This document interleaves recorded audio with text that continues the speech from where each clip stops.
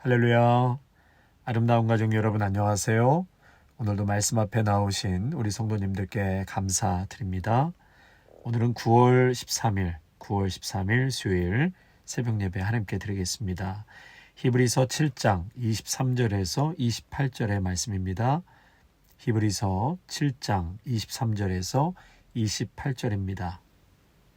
제사장 된 그들의 수요가 많은 것은 죽음으로 말미암아 항상 잊지 못함이로되 예수는 영원히 계심으로 그 제사장 직분도 갈리지 아니하느니라.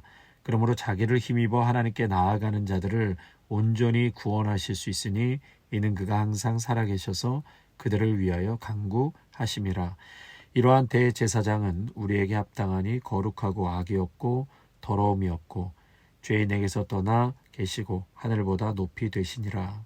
그는 저 대제사장들이 먼저 자기 죄를 위하고 다음에 백성의 죄를 위하여 날마다 제사 드리는 것과 같이 할 필요가 없으니 이는 그가 단번에 자기를 드려 이루셨음이라. 율법은 약점을 가진 사람들을 제사장으로 세웠거니와 율법 위에 하신 맹세의 말씀은 영원히 온전하게 되신 아들을 세우셨느니라. 아멘. 어제 우리 살펴본 7장 말씀 앞부분을 잠시 복습하겠습니다. 예수가 왜 멜기세덱의 반차를 쫓은 대제사장이 되는지 설명해 드렸죠. 예수는 유다 지파 출신이기 때문에 이 유대교의 관습을 따르면 제사장이 될 수 없었습니다. 예수는 율법에 의해서 제사장이 된 것이 아니죠.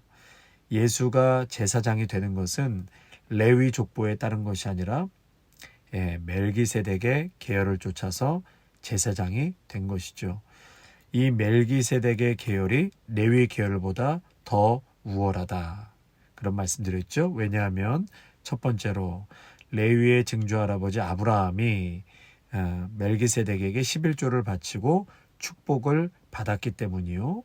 둘째로 레위 계열 제사장들의 사역이 충분하였다면 하나님이 구태여 새로운 제사장을 세울 필요가 없었을 것이나 너희들도 알다시피 예루살렘의 제사장들은 매우 불충분한 사람들이고 또 모두가 죽을 수밖에 없고 자신의 죄 때문에 속죄 제사를 드린 후에 백성들의 죄를 속죄하는 그러한 인간의 한계를 가진 제사장들이었다라는 것을 비교하여 말씀을 드렸습니다. 그러나 우리 예수님은 계명의 법을 쫓지 아니하고 영원한 생명의 능력을 쫓아서 제사장이 되었던 것이죠. 이런 예수는 이 멜기세덱의 반차를 쫓는 영원한 제사장이 되신다고 하나님께서 맹세까지 하셨습니다. 이게 이제 어제 22절까지의 말씀이고요.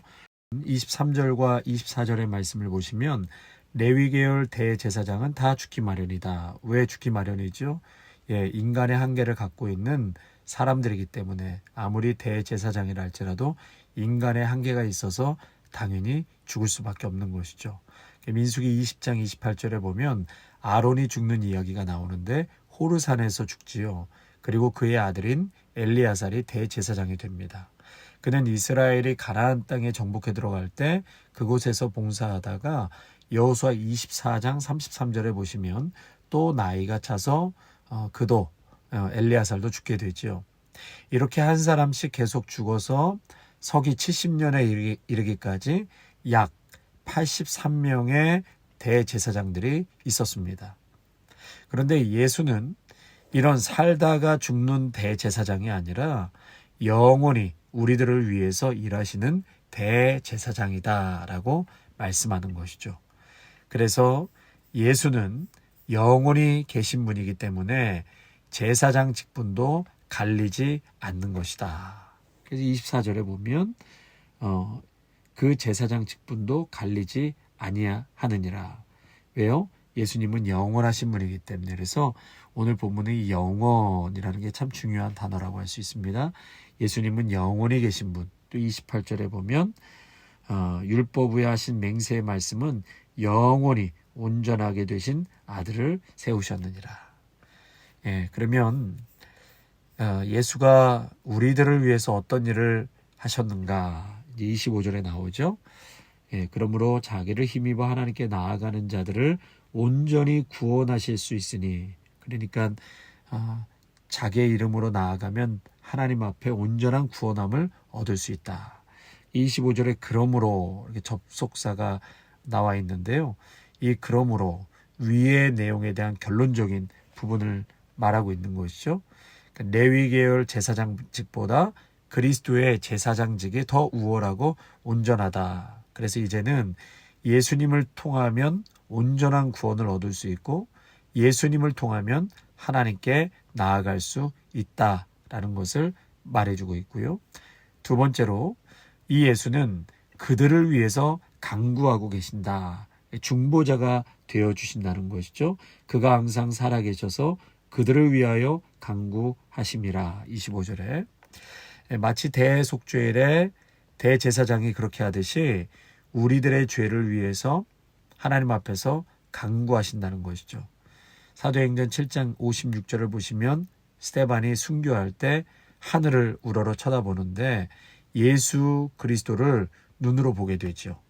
그때 예수가 하나님 우편에 서 계신 것을 봅니다. 보좌에 앉아 있는 것이 아니라 서 있다라고 하는 것은 예수가 우리들을 위해서 하나님 앞에서 강구하는 모습을 나타내 보였다는 것이죠. 여러분, 이 초대교회 카타콤의 이 벽화를 보면은요, 예수가 하나님 보좌 앞에 서서 이렇게 두 팔을 벌리고 우시면서 하나님께 간구하는 그런 그림들을 많이 보게 되는데요. 마찬가지로 예수님을 영접하고 받아들인 당신의 자녀를 위해서 간구하는 예수님이시다. 하늘에서의 예수님의 삶은 이렇게 우리들을 위해서 간구하는 삶을 살아가신다라는 말씀을 하고 있는 것입니다. 그래서 여러분, 우리가 기도할 때도 하나님 응답하시지만 우리가 미처 기도하지 못하는 부분도 예수님은 다 알고 계시고 그것을 위해서 성령께서는 탄식하시면서 우리를 위해서 중보해 주신다고 말씀하셨습니다.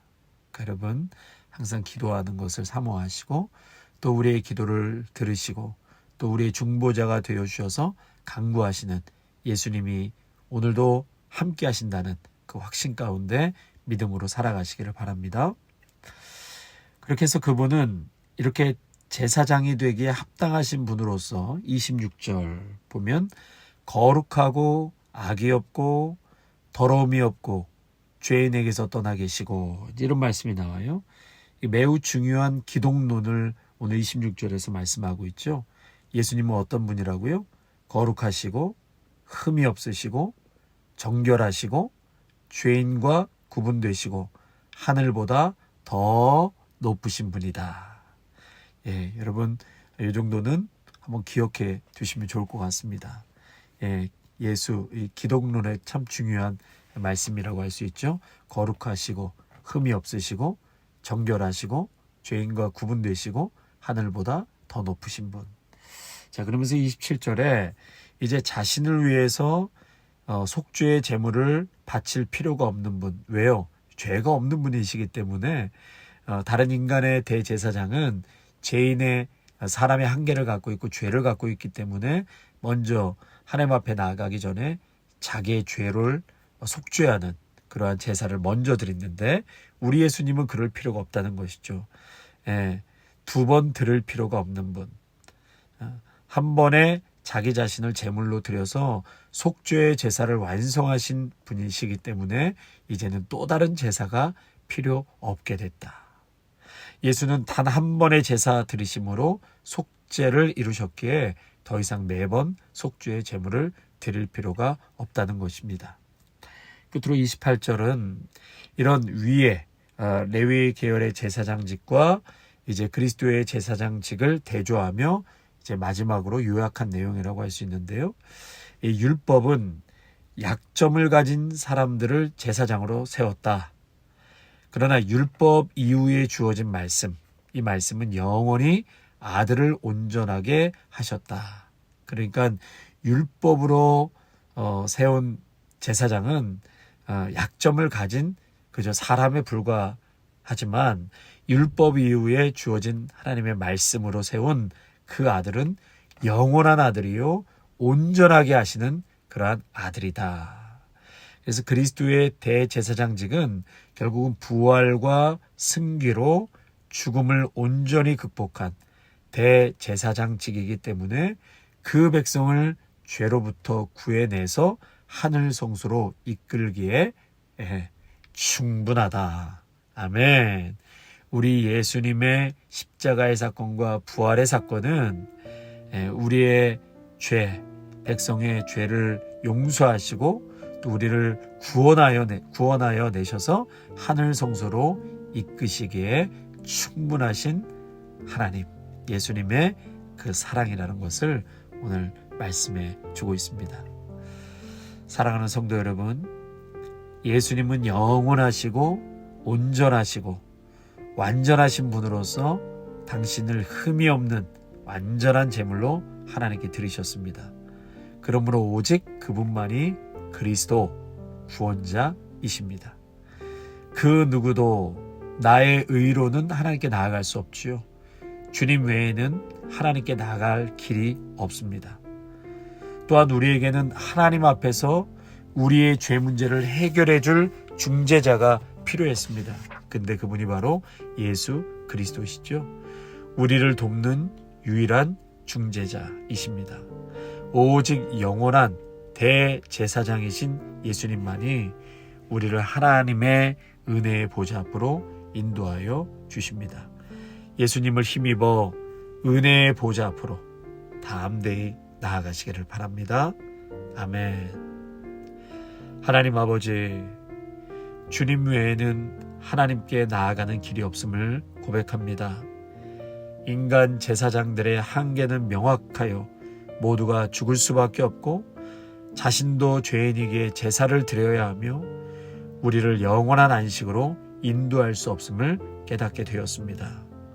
하나님, 이것을 보면서 인간의 한계와 유한한 그러한 모습을 다시 한번 보면서 절대로 극복할 수 없는 약점이 있다라는 것을 깨닫게 되었습니다.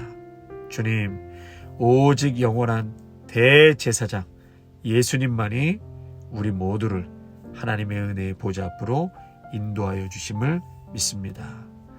오늘도 그 십자가 예수님 붙잡고 세상 그 무엇과도 비교할 수 없는 탁월하고 우월하신 예수 그리스도, 우리의 인생을 충분히 이끌기에 부족함이 없는 예수 그리스도의 능력, 오늘도 그분 십자가 붙잡고 예수님 붙잡고 이 세상 한복판에서 정말 담대하게, 그리고 강하고 담대하게 배짱 있게 믿음의 사람들로 살아가게 하옵소서.